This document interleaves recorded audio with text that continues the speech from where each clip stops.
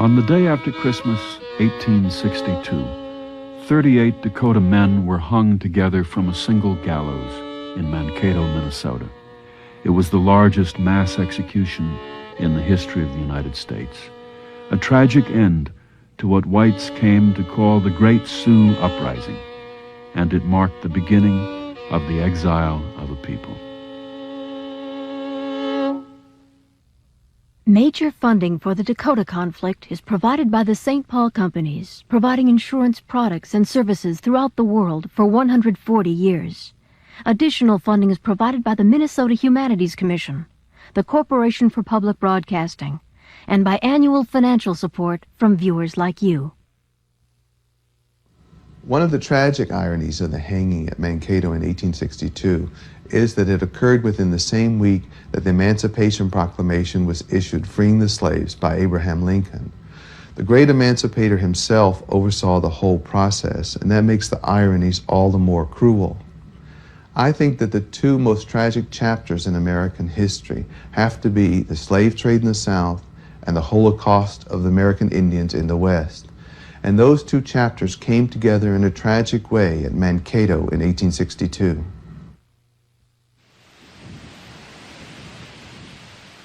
Mihon kapi. Washichi piki hena amach biatanka yachid. We hinapi kitaha ahinapi. Ka makocha ate akachpe. Washiche edwai. Ka miite etaha temani makashta. Michashta duze.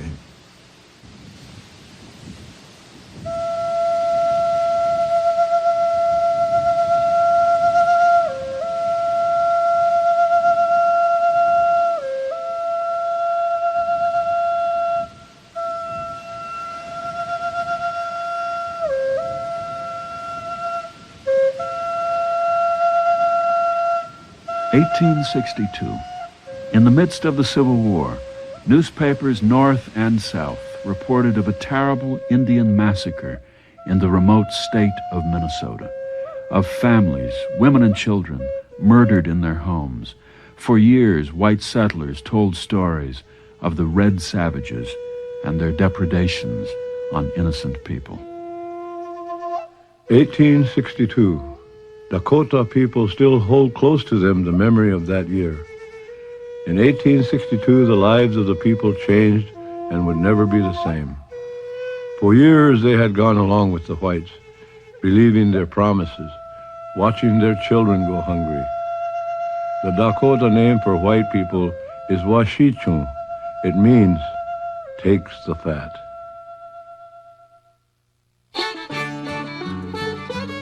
On the 8th of June, 1851, a young artist by the name of Frank Blackwell Mayer boarded the steamship Excelsior in St. Louis, Missouri, bound for the city of St. Paul and the Minnesota Territory. There he would witness the signing of a great treaty between the federal government and the eastern tribes of the Dakota Nation. In 6 bound sketchbooks, Mayer recorded his journey, a journey that took him a world away from his native Baltimore. As we neared Lake Pepin, we first had intimation that we were emerging in a new region. On one side, civilization had advanced, and the log cabin and neat frame of the New England settler looked over the river to an Indian village, where council smoke is still seen. Frank Blackwell Mayer. The village was called Kapoja, which in Dakota means traveling light, for the people moved with the seasons and the food supply. Life was a struggle, and a Dakota lived for the good of the people if he was to live at all. The chief, Little Crow, is a man of some 45 years of age and of a very determined and ambitious nature, but withal exceedingly gentle and dignified in his deportment. His face is full of intelligence when he is in conversation, and his whole bearing is that of a gentleman. Little Crow's Dakota name was Taoyate Duta, which means his red nation, a name which carried great responsibility. His people were Bedewakantuan Dakota and their neighbors, the Wahpekute. On the edge of the plains near the Big Stone Lake lived the Sisetawan and the Wahpetawan. The 4 bands would come to talk with the whites. The whites called them the Sioux, but it's a word that means snake. The true name is Dakota, which means the Allies. I fixed my mind upon the old chief's daughter. Her name is Spirit in the Moon. So I took 10 blankets, 1 gun, 5 gallons of whiskey, and a horse, and went to the old chief's lodge and laid them down and told the old people my errand and went off home. The 3rd day I received word that my gift had been accepted. She came for to be my wife or companion as long as I choose to live with her. Philander Prescott. Philander Prescott, like many fur traders, married a Dakota woman and was accepted as one of the family. By marriage, a trader could have the business of an entire Dakota village. Even Henry Hastings Sibley of the powerful American Fur Company married the daughter of a chief and had a child by her years before he married a white woman. In truth, my brother the beaver does everything to perfection, a native hunter once said. He makes for us kettles, axes, knives, and gives us food without the trouble of cultivating the ground. Many Dakota felt the same, and this new way of living seemed to make life easier. Since the time of Thomas Jefferson, fur traders had been encouraged by the government to generate large debts from Indians. Eventually, Indian leaders would be persuaded to give up their lands to pay off the debt. And in Minnesota, if the Dakota agreed to a treaty, the traders knew they could settle their accounts at a substantial profit.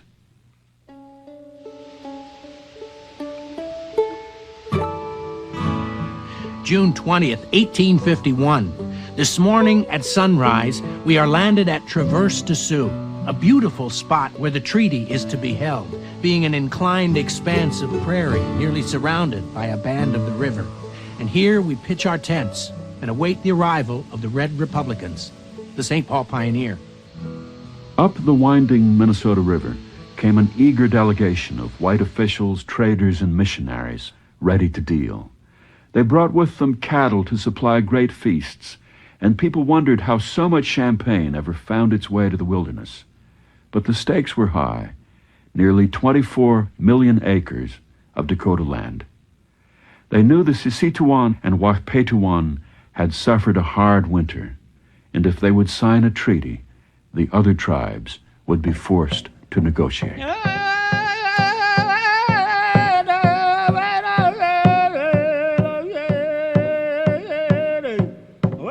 A great host gathered for the meeting. There were contests of sport and celebration as people renewed their friendships.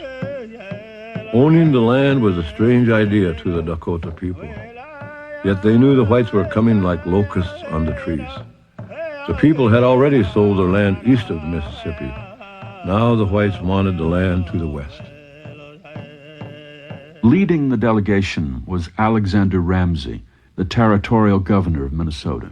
Young and ambitious, Ramsey's political future was riding on a successful treaty.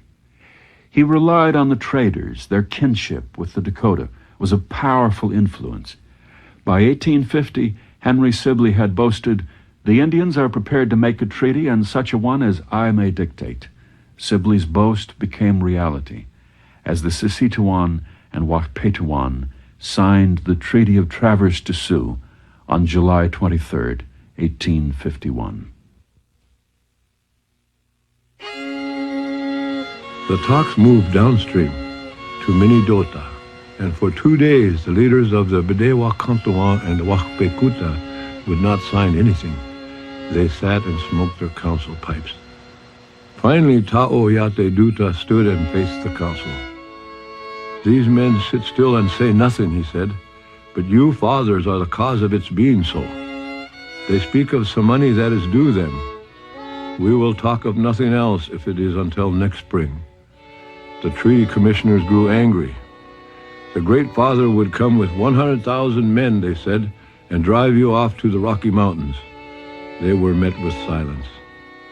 At last the price was raised, and though there was still argument, Taoyate Duta stepped forward and signed his name in big letters. The Dakota agreed to give up their lands in return for a reservation, assistance for schools, farms, and trades, and yearly payments in gold and food. Their new home would be 10 miles on either side of the Minnesota River, from Lake Traverse to just west of the Cottonwood River. They were also promised a large sum of money to move their villages and to settle their affairs with the traders, $500,000. The traders claimed most of that money, and they were determined to get it.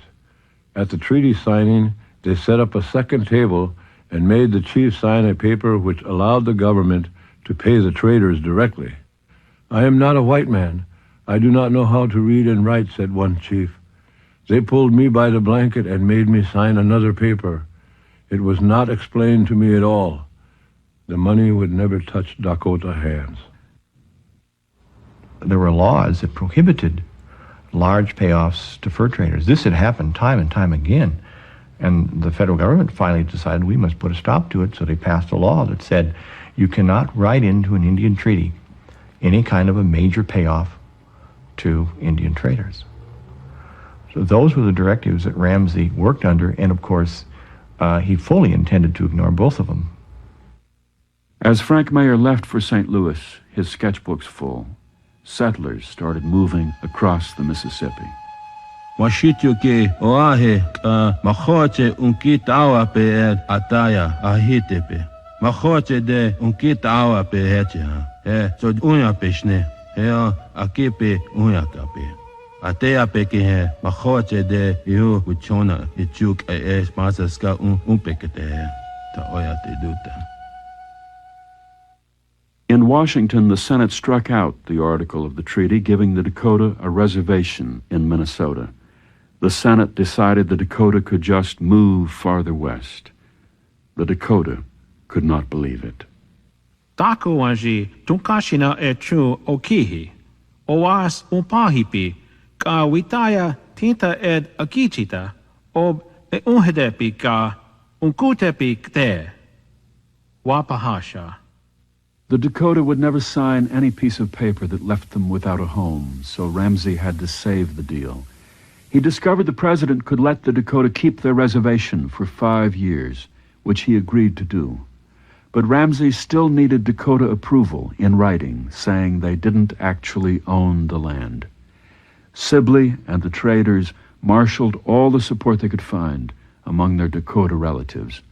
No one knows what promises were made, but enough signatures were found, and the treaties approved. A year later, the U.S. Senate brought Alexander Ramsey up on charges of fraud, but he was cleared, and the Dakota slowly made their way to the Minnesota River Valley and their new home. After the treaty business was all over, I was taken sick.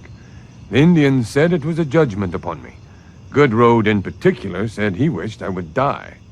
Philander Prescott.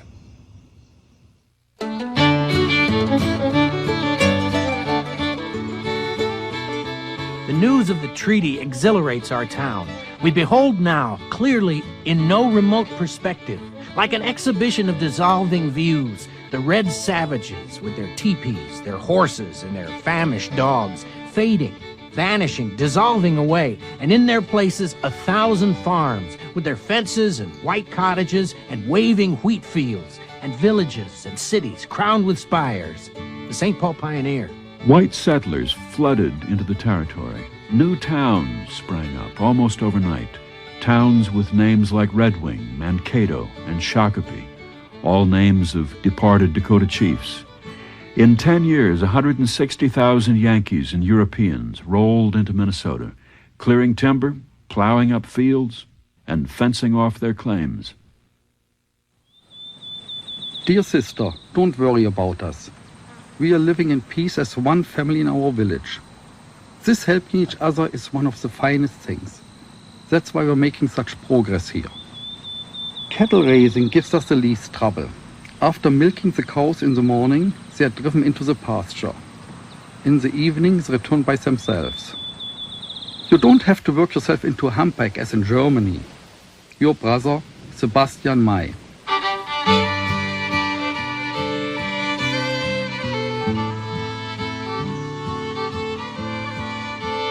At the mouth of the Cottonwood River, a small group of Germans drew up the town of New Ulm, Minnesota, sent by German immigration societies in Chicago and Cincinnati. They were a hardy lot, weren't in much hurry to embrace English, and they seemed to keep to themselves. And one of the first things they did was to build a brewery. The Dakota called the Germans the bad speakers, and many felt they were not good neighbors. They did not learn Dakota words, did not share gifts and food, and some were building their farms on land promised to the Dakota. Government surveyors drew up new borders to allow the farms to stay. 8,000 Dakota people were now concentrated in the villages along the Minnesota River. The 4 tribes were to be served by 2 agencies, providing craftsmen and teachers, but the promises in the treaties were not kept very well.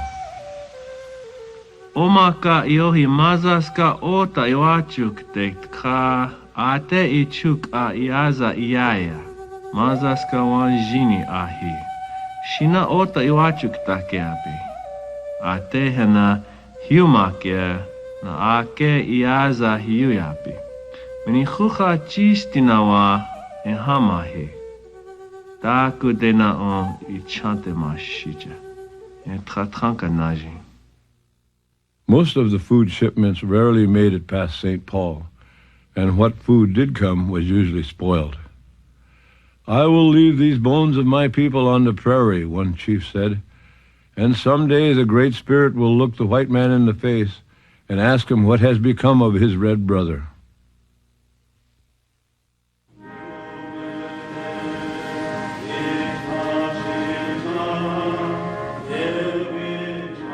In the strains of this familiar old hymn was heard an unfamiliar tongue. Working in the Dakota language, missionaries Stephen R. Riggs and Thomas S. Williamson began a small enclave of Christian Dakota. They called their missions the Hazelwood Republic and Pajutazi, or Yellow Medicine, and they worked in earnest to change Dakota religion and culture. At the reservation, the general opinion was that all who changed their dress must change their religion, and Little Crow assigned this as the reason for doing neither, saying he would not give up his medicine sack, gourd shell, and armor, because he wished, when he died, to go to the same place where his fathers are.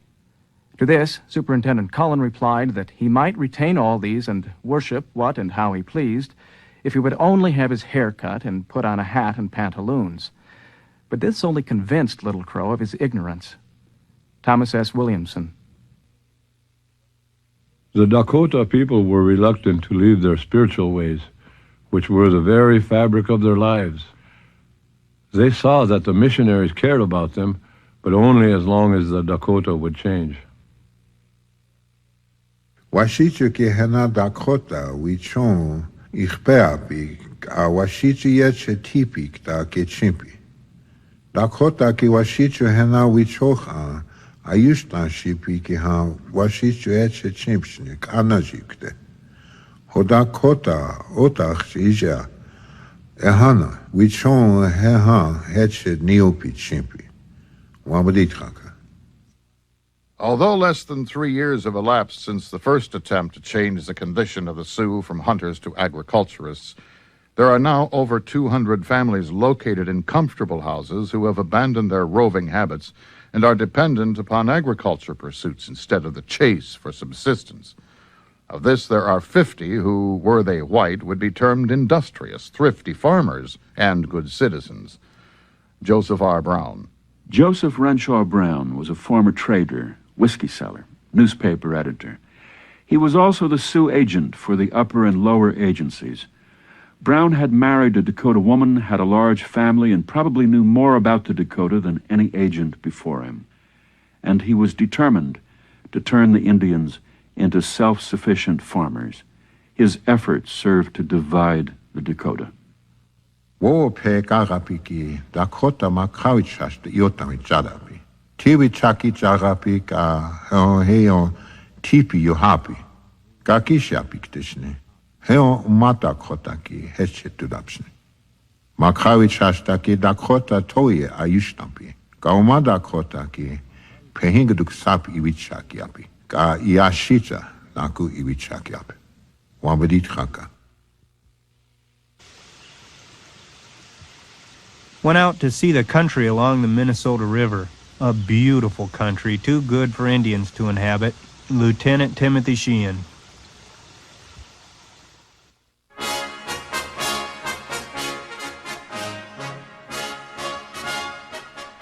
Washington, D.C., Saturday, March 13, 1858.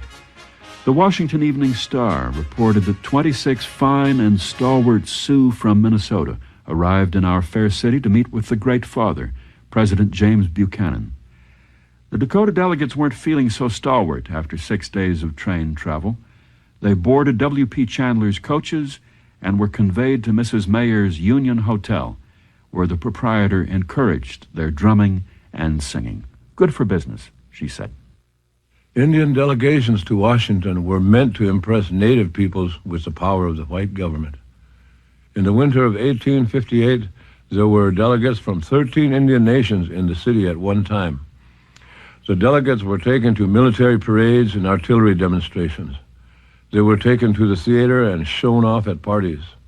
Officials found the chiefs easier to deal with away from their homes and the influence of their young men. On May 24th, 46 days later, the real purpose of their trip was made clear. Commissioner of Indian Affairs Charles E. Mix told the Dakota chiefs that their 5-year lease had expired and the government wanted all the land north of the Minnesota River, half their reservation. They would be moved south of the river to live on 80-acre plots doled out to individual families. The Dakota were shocked to find they owned nothing. When Taoyati Duta objected, the commissioner told him he was acting like a child. Wichoe netawa hena washte wadupeke ta taku eke hena tohina oasi eche ichanushne machoche de ohinia unhuapekta keape taka wana hanke iachikta yache o ape meta uksha yahika takuna yuheshne yepe mayaye ate ape wo ape yakuke wambdake heta ha taku washtekia ake wa uka wachiakekte O wacheke kiha uchashta ieched woha dakakte shechecha ieched iwayakte shnehena taku taoyate duta. In the end, the Dakota signed the treaty. By that time, they had been kept from their homes for 4 months. They wished to go home.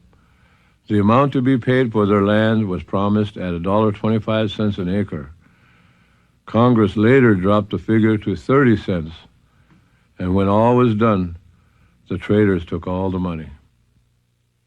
As soon as the Indians receive their money each year, the traders surround them, saying, "You owe me so much for flour." Another says, "You owe me so much for sugar."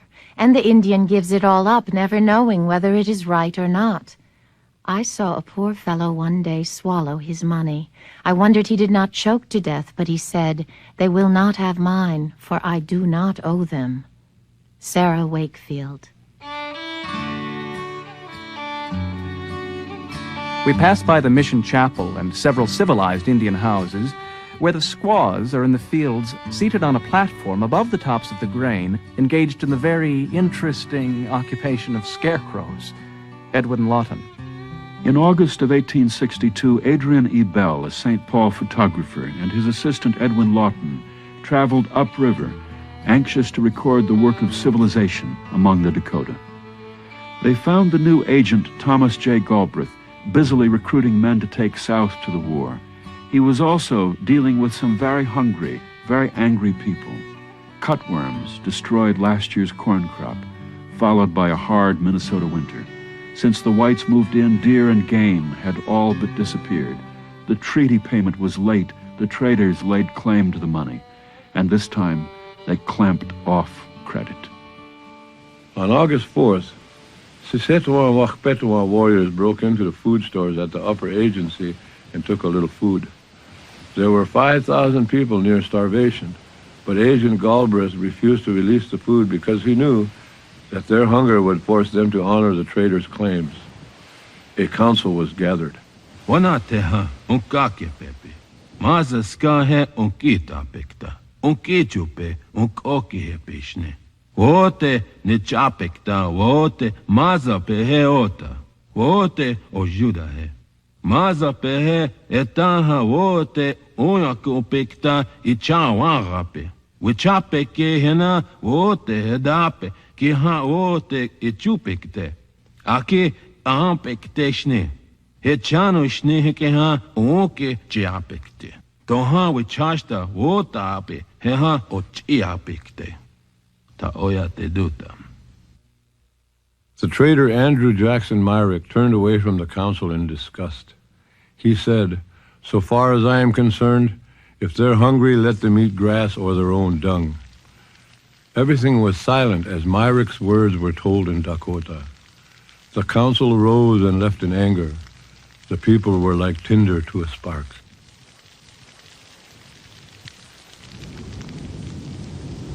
On Sunday, August 17th, 4 young men of Shak Pei's band had been hunting north of the reserve. They were standing in a farmer's hen house. They argued whether to take the eggs. I guess somebody got pushed in the corner and there was a setting hen on her eggs, and he stepped on the hen and broke the eggs, and the hen started to cackle. And of course the lady heard it, so she comes out and sees his Indians in there. She would run back in and brought out a broom or whatever kind of a broom that they used to have tied together. She come out with that and hit the Indians over their head. They all laughed. She didn't hit them all, she just hit the one guy, and he ran. So then all the others laughed. You let a woman chase you around with a broom. That's funny. So he goes back and he killed that woman. And that's how it started. That night, over 100 Dakota warriors descended on the brick house of Taoyate Duta. 4 of their men had killed a white family. Now is the time, they argued, to strike. The payments are late. Our people are starving. Now is the time for war. Taoyate Duta disagreed. He thought the idea foolish and refused to help them. Someone in the crowd called him a coward. His son Woinape remembered his words. Taoyate Duta he ksape. Wakoke pishne. Ta wachit eze. Zoya wichashta. Sich eche se ya umpe. Sich echa se wihduk champe. Shuk ase hawiya paka. Henana wa papa ya umpe. Tatanka ota pikta wanana waninyae. Wayankapo.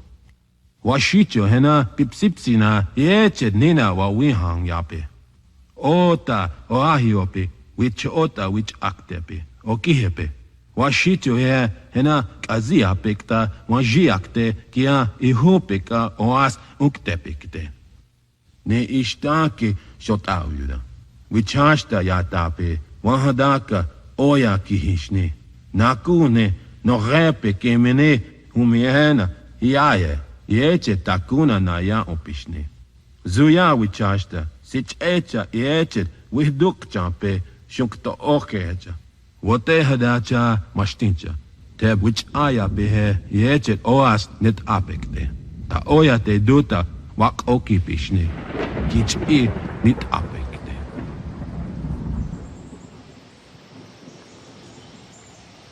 On the morning of August 18th, James Lind, the clerk at Andrew Myrick's store, quietly left his writing. He'd been troubled by a premonition all morning. He stood in the east doorway and was shot down. He was the first to die.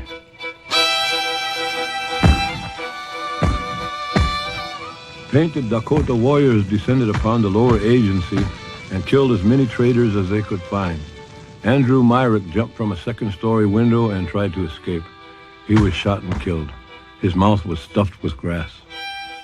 At Fort Ridgely, Captain John Marsh gathered 46 men and marched toward the agency. He ignored the warnings of terrified people running the opposite direction, but ordered his men to the double quick. He and his men were ambushed at the Redwood Ferry crossing. Marsh drowned trying to escape. Now in command of Fort Ridgely was Thomas P. Gear, an 18-year-old lieutenant left with 30 men and a case of the mumps. Gear sent a hastily scratched, ink-blotched letter to Governor Ramsey pleading for help, while war parties swept through the valley. The German settlement of Milford was built on land claimed by the Dakota people. Vengeance was swift and terrible. Warriors killed over 50 whites. The Dakota fought in the traditional way. All were enemies. If captives were taken, they were the women and children. I could not go without first seeing my husband. I went to him and found him fallen over his side, probably having died without a struggle. I could see no blood about him. I kneeled down beside him, and there in the tall grass, alone with the dead, I took my last farewell of poor John, expecting soon to follow him. Lavina Eastlick. Mihi na ki he iewa ye oaki hishni. Ake wabdake he ha deched omakiake. Washichuia nupa maya oshkok pa awichawai. Head ohna ye wichawashi. Ha happy e cheda wakshupata ekta omani yapi. Uma maza okhrita omaku chint ka iwachushni. Hia hewa chinshni epe. Ite maya ke ka abdeza taku toka ki ite ie makia yo. Mahpia toia. When the uprising happened, of course, the Dakota were split. I mean, some didn't know whether they wanted to fight. Others were thought, well, I want to die like a man and not die here like an animal because they were starving. Governor Ramsey now turned to his old friend Henry Sibley. Sibley had no military experience, but he knew the Dakota and their language. He would lead a 1,400-man army to crush them. Ukiuk champi unka akichita oyanke ki wakpa tiopase. Tiopa opta uyapi ki ha. Emniza ska heta eta. Chachaka wakpa dechiata ha trakuda anam tampi uktishni. Wambadit chaka. Bolstered with reinforcements, mixed-blood recruits, armed refugees, the number of Fort Ridgely defenders rose to 180. The Dakota attacked twice in 3 days, with as many as 400 men coming from all sides. The fort's 5 cannons finally drove them back, the fighting ending in a thunderstorm. Ironically, the gold for the payment was hidden in the fort. It arrived 24 hours too late to make any difference. The entire country was completely panic-stricken. The settlers fled from 10 to 30 miles according to the height of their excitement, and stopped in some deserted house whose inhabitants, in like excitement, abandoned their homes, and so on, like the waves on the sea, each falling where the other had risen from. Adrian E. Bell. Panic emptied the Minnesota River Valley. At the upper agency, a Dakota named John Otherday gathered settlers and missionaries and set out across the prairie. Among them were the photographers Ebell and Lawton. With glass negatives in tow, they were running for their lives. August 23rd. Having hidden his family in a grove of trees, a man named Myers swam the Cottonwood River and ran for New Ulm, arriving just in time for the biggest pitched battle of the war.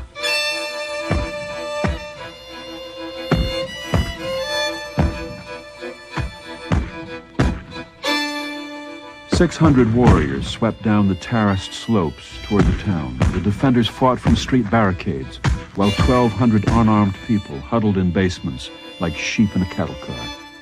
The fight was at times desperate, fighting hand to hand, but the German townsfolk held on.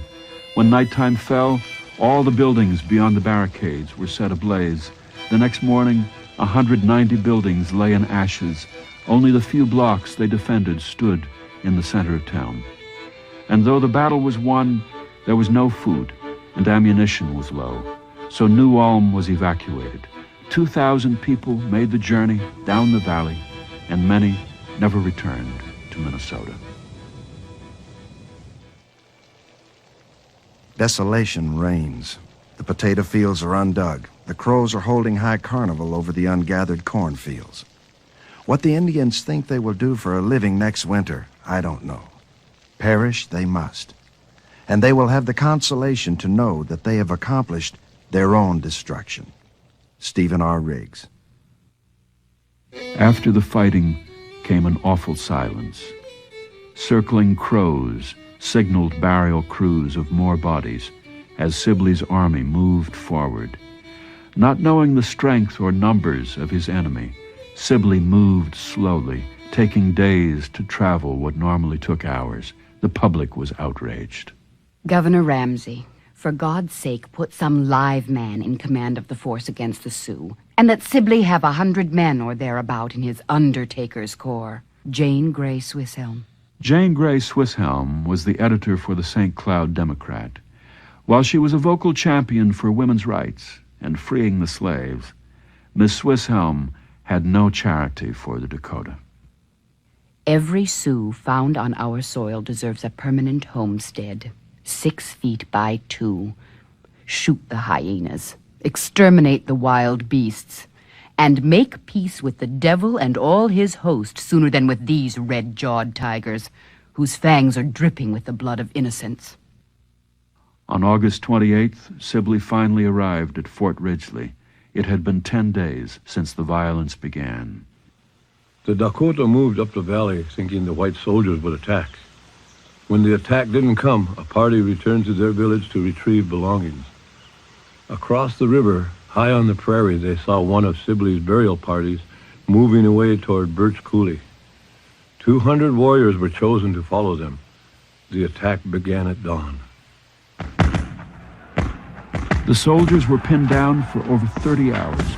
The sounds of battle were heard at Fort Ridgely, some 16 miles away. Sibley finally arrived to rescue his men. 17 died, and dozens more were wounded. The Sioux Indians of Minnesota must be exterminated or driven forever beyond the borders of the state. The public safety imperatively requires it. Justice calls for it. The blood of the murdered cries to heaven for vengeance. Governor Alexander Ramsey. Sisetouan and Wakpetouan chiefs like Maza Shah and Tatanka Naji refused to help those who fought. Some of their men ran off to fight, but they stood firm. Taoyate Duta would find no more help for this cause. From his own ranks, members of a growing peace party were sending messages to Sibley to bring an end to the fighting. Sibley's army was now at Bede Chan, Wood Lake.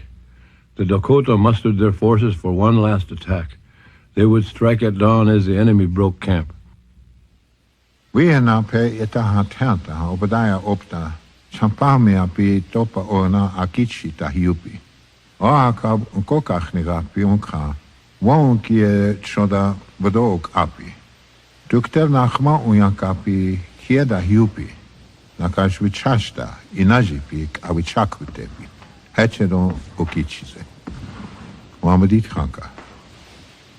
Most of the Dakota were too far out to fire a shot. Chief Makato was killed by a cannonball. It is said the cannonball was nearly spent and he was not afraid of it. The Dakota were defeated. As warriors returned, they released over 100 white prisoners to those who wanted peace. Some leaders like Wabisha and Wambadi Tanka stayed to surrender. But Taoyate Duta and his people left toward the plains. I was told to hurry and change my clothes for my own as the soldiers were coming, and it would be wrong for them to see me in a squaw dress. At last we were ready, and we left our teepee and my Indian friends who had protected me for 6 weeks. The old women shook hands and kissed me and said, "You are going back where you will have good warm houses and plenty to eat, and we will starve on the plains this winter." Sarah Wakefield. Sarah Wakefield was the doctor's wife from the upper agency. She and her baby had been captured and protected from harm by a Dakota man named Chaska. As Sibley's army entered the camp, she convinced Chaska to give himself up. It is my purpose to utterly exterminate the Sioux. They are to be treated as maniacs or wild beasts, and by no means as people. John Pope. Union General John Pope had just been humiliated at the Second Battle of Bull Run. His new assignment was to put down the Dakota Rebellion. Sibley had promised the Dakota he would only punish those who killed settlers. Pope had other ideas. Under the veil of darkness, the soldiers surrounded the Indian camp, closed in upon it, and took all the men prisoners, brought them in, and shut them up under guard. Chains were then forged upon their ankles. Side by side, the right foot of one was fastened to the left of another. Adrian E. Bell. Henry Sibley set up a military court to try the Dakota in Francois Labat's store, although he was still unsure of his authority. Believing they would be treated as prisoners of war, the Dakota were proud to say they had fought in battles, but that was all that was necessary to prove their guilt. At one point, the prisoners were tried at a rate of 1 every 10 minutes. The press criticized the commission as moving too slow. 392 Dakota men were tried, and 303 were condemned to die. In a column nearly 3 miles long, 1,700 mostly old men, women, and children were marched to Fort Snelling, guarded by 3 companies of soldiers. They were attacked by hostile crowds as they passed through the town of Henderson. I saw an enraged white woman rush up to one of the wagons and snatch a nursing Indian babe from its mother's breast and dash it violently upon the ground. The soldiers restored the papoose to its mother. Limp and almost dead, it died a few hours after. The body was quietly laid away in the crook of a tree. I witnessed the ceremony, which was, perhaps, the last of its kind within the limits of Minnesota. Samuel J. Brown. The Dakota men were secured in a dark log prison in Mankato, a place they called Camp Lincoln. The president would be the one to sign the execution order. Abraham Lincoln asked if someone else could take this burden from him, but he was told he was the only one who could do it. The whites in Minnesota demanded that all should hang. With the death toll reaching over 500 whites, the president was under tremendous pressure to approve the executions. Lincoln was reluctant. He assigned 2 clerks with the task of reviewing the trials of the 303 condemned Dakota. At first, Lincoln asked for them to list those guilty of molesting women, but when they found only 2, Lincoln had them look again, this time for those who killed civilians. The number rose to 38. When he reported to the Senate, he said he wanted to act not with so much clemency as to encourage another outbreak, but not with so much harshness as to be considered cruel. And so he compromised. And in doing that, he was reaching, I think, a political decision about what he could do under the circumstances. By Christmas Day, 1862, the ringing of hammers had stopped. The gallows stood ready. The people of Mankato, Minnesota, attended services and gathered in their homes to celebrate Christmas. The execution would be the next day. A crowd of 3,000 had gathered to see how the Dakotas would meet their deaths. The gallows was built so that all would hang at one time together. But when they were walking up that steps there to the gallows, one Indian was walking up. He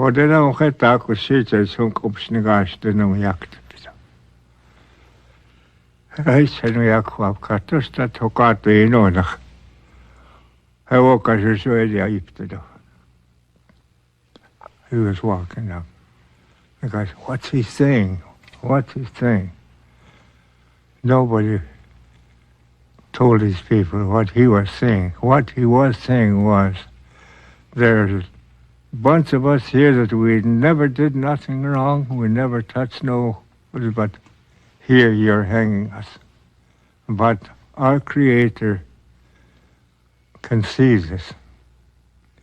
You're going to answer to this in the future. The 38 climbed the gallows and began to sing. They sang their death song and called out their names, saying, "I am here, I am here." The drum was sounded 3 times, and the rope was cut.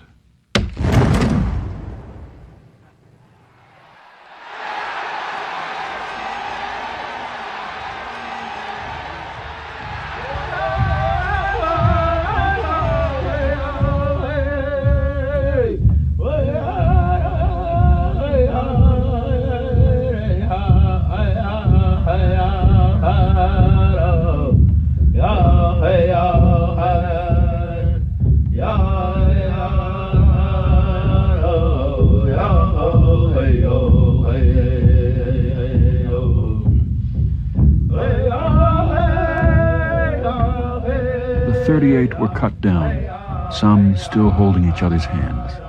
They were buried under a willow on a sandbar. That evening, physicians from as far as Chicago dug up the bodies for medical use.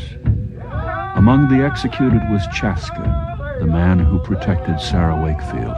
His captors assured Mrs. Wakefield he was hung by mistake.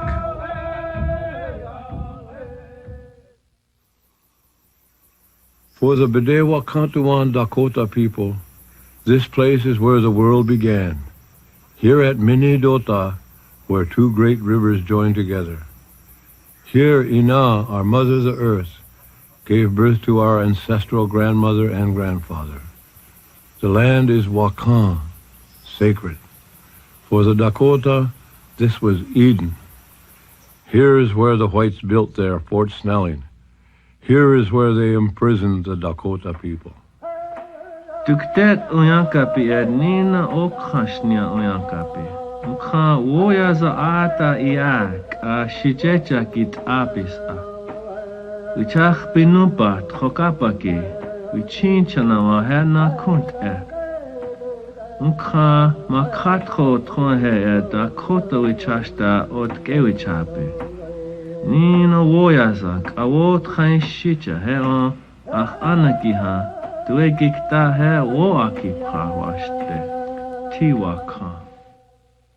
According to my grandfather, John Bluestone, they were burying people from the time the sun came up until it went down every day at the fort. So we don't know how many men died there, or at least I haven't been able to find the record that indicates the number of able-bodied men who died during that winter.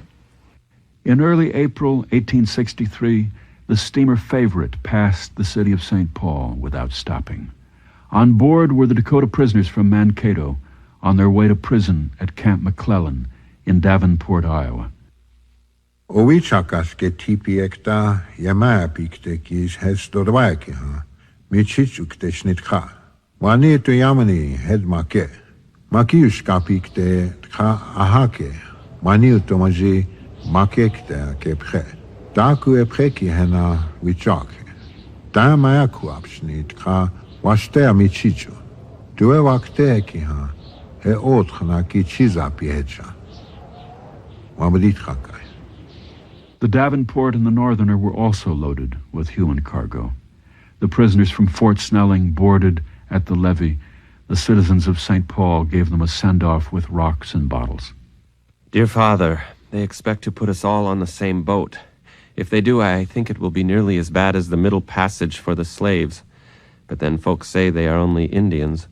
In the manifest of freight taken down by the Northerner, they published 30 horses, 540 Indians.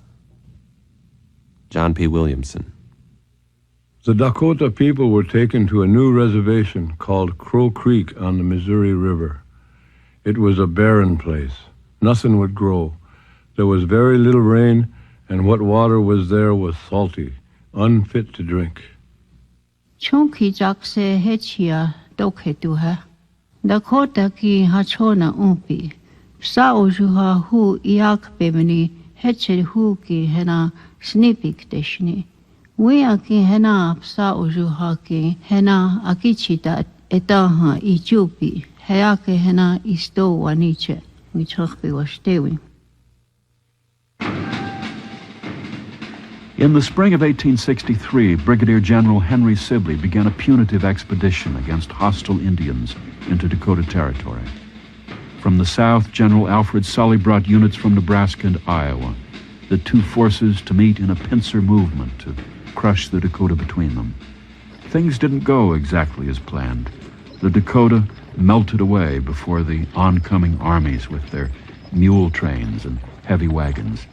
There was little fighting to be found. At a place on the Dakota Prairie called Whitestone Hill, the Long Knives of Alfred Sully came upon the camp of a large Ehunktawan Dakota hunting party. If there were any Eastern Dakota in the camp, they were very few. I hope you will not believe all that is said of Sully's successful expedition against the Sioux. I don't think he ought to brag of it at all. He pitched into their camp and just slaughtered them. It was a perfect massacre. And the worst of it, they had no hostile intention whatever. Samuel J. Brown. In Washington, Congress declared that Dakota had violated the treaties and therefore had no claims to any lands in Minnesota. The treaty payments were canceled and used to aid white victims of the conflict. In Minnesota, the state issued a notice for an increase in the bounty on Indian scalps. It was dangerous for a Dakota to stay in Minnesota. Even Taopi, who rescued many whites, had to carry walking papers to keep from being shot. For almost a year, Taoyate Duta looked for allies on the plains. He had been to Fort Garry on the Red River to ask the British for help, asking that they honor the alliance their people had made against the Americans in the War of 1812. When hope was exhausted, Taoyate Duta returned to his homeland. He decided that to everything there was an ending. So he had given his medicine bundles for his son to carry, and together they traveled south. From his cornfield near Hutchinson, Minnesota, farmer Nathan Lamson shot at 2 Indians as they were picking raspberries. One was hit and mortally wounded. When Taoyate Duta lay still, Wowinape put new moccasins on his feet for the journey to the place of his ancestors and left his father's body. For his services, Nathan Lamson would receive a $75 bounty from the state of Minnesota. He received $500 more when it was learned the Indian was Little Crow. The scalp and remains of Taoyate Duta were put on public display by the state. He was finally laid to rest in 1971. Taking refuge in Canada, Chief Shakpe and Medicine Bottle were drugged and spirited across the border to waiting American troops. Imprisoned at Fort Snelling, they were denied legal counsel, tried and hung on November 11, 1865.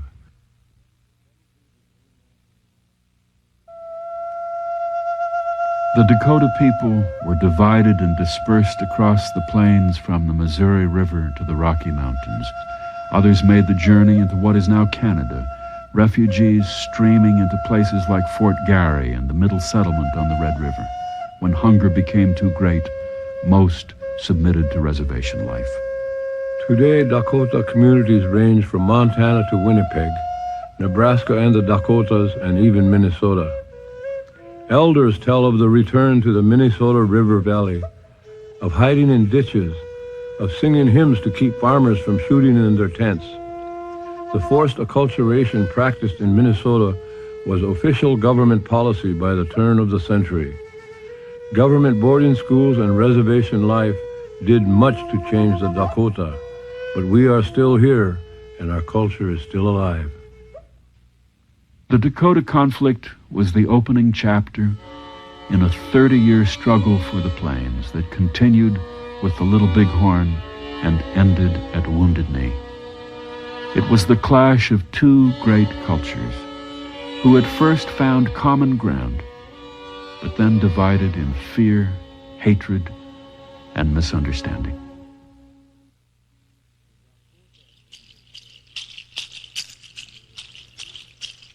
The Dakota end their prayers, Mitakuye Oyasin. We pray for all our relatives, for all living things. The elders say we must live our lives and make our choices for the next 7 generations that the children might live. So let our young men, our women, and our children be made glad. And may peace subsist between us, so long as the sun, the moon, the earth, and the waters shall endure.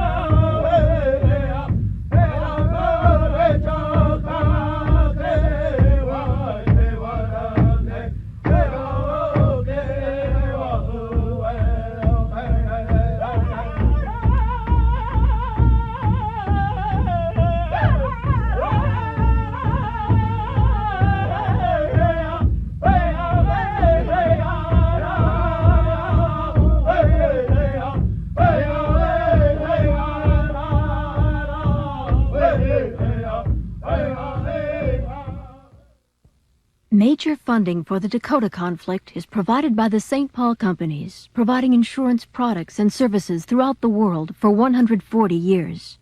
Additional funding is provided by the Minnesota Humanities Commission, the Corporation for Public Broadcasting, and by annual financial support from viewers like you.